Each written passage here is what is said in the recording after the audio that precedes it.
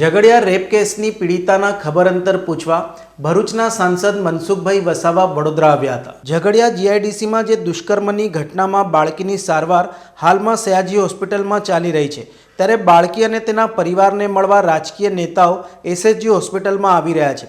ત્યારે ભરૂચના સાંસદ મનસુખભાઈ વસાવા એસએચજી હોસ્પિટલ ખાતે બાળકીના ખબર અંતર પૂછવા આવ્યા હતા।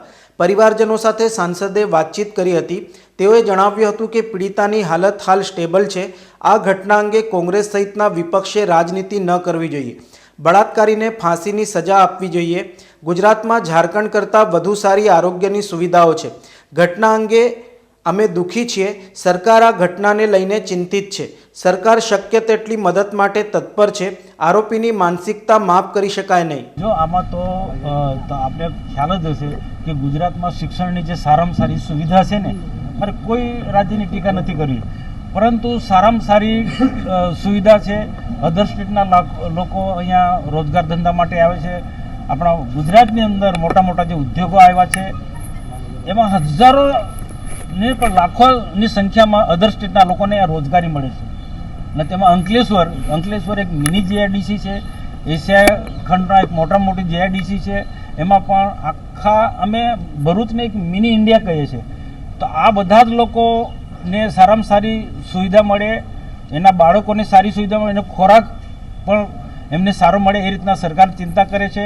અને એએસઆઈ હોસ્પિટલ આવ્યું છે જે ભારત સરકારનું છે, ત્યાં પણ આવા અધર સ્ટેટના જે લોકો છે, ખાસ કરીને ઇન્ડસ્ટ્રી સાથે જોડાયેલા છે, એ લોકોને આરોગ્યની સારી સુવિધા મળે, એની પણ સરકાર ચિંતા કરી છે।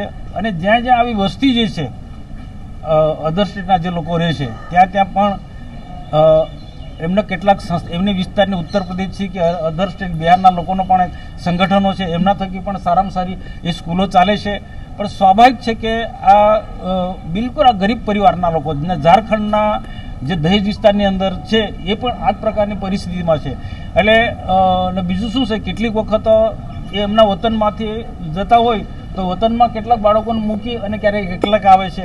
એટલે શૈક્ષણિક જે તમે કહો છો એ પ્રકારનું એ સ્વીકારવું પડે છે। એની જે માનસિકતા જે શું આપણે સમજી શકાય કે આ નાની બાળકી સાથે આ પ્રકારનું કૃત્ય કરે, એને અમે સખત શબ્દોમાં વખોડી કરે, એમને પણ ભારોભાર દુઃખ છે।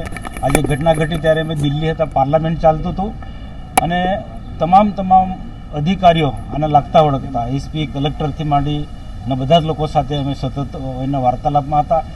જે પણ શરૂઆતના તબક્કામાં જે એને સારવાર કરી શકાય એના માટે પૂરેપૂરી કાળજી રાખી। જયાબેન હોસ્પિટલ જે સારામાં સારું પ્રાઇવેટ હોસ્પિટલ છે સંસ્થાઓનું, એમાં ત્યાં લઈ ગયા, ત્યાંથી ભરૂચ સિવિલમાં પણ જે પ્રકારનું જે પહેલાં એક કૃત્ય કર્યું છે કે એનું વર્ણન પણ કરી ના શકાય, તો એને લઈને એને બાળકીને જે ભયંકર પ્રકારની ઈજા થઈ છે, એટલે અહીંયા સયાજી હોસ્પિટલમાં શિફ્ટ કરે। સયાજી હોસ્પિટલમાં પણ ડૉક્ટરોની એક નિષ્ણાત ડૉક્ટરોની ટીમ છે, એ પૂરેપૂરી રીતના એની જે ઈજા થઈ છે એની રીતના એમને સારવાર કરી રહે છે। સેજ પણ કચાશ રાખ્યા વગર એના ડૉક્ટરો ખડે પગે એને કામ કરી રહ્યા છે, સેવા કરી રહ્યા છે।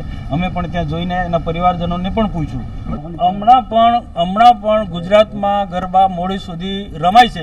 સ્વાભાવિક છે કે સુપ્રીમ કોર્ટનો આદેશ છે કે 12 વાગ્યા પછી ગરબા નહીં રમે, પણ આજે એ જે શક્તિસિંહ ગોહિલ જે વાત કરે છે એ બધી રાજકીય વાતો છે। આજે ગુજરાતમાં કાયદોનો વ્યવસ્થા ખૂબ મજબૂત છે। જે ભૂતકાળની અંદર જે પ્રકારના જે ગુના બનતા હતા, જે પ્રકારના જે લોકોની સલામતી બિલકુલ નહોતી, એવું આજે નથી। આજે ગુજરાતમાં ખૂબ સારી સલામતી છે, લોકો ગમે તે હરે ફરી શકે છે। ગુજરાતમાં જેટલી શાંતિ જે છે એ અધર સ્ટેટમાં નથી। શું સજા થવી જોઈએ? બળાત્કારીને શું સજા થવી જોઈએ? ચલો આપની દ્રષ્ટિએ જો કાયદેસ, હું તો માનું છું કે એને આવા વ્યક્તિને અને આવી નાની બાળકી પર જેને રેપ કર્યો છે, અને રેપ કર્યા પછી એને જે કૃત્ય કર્યું છે, હું મારા શબ્દોમાં બોલી નથી શકતો, પણ એને ફાંસીની સજા થવી જોઈએ।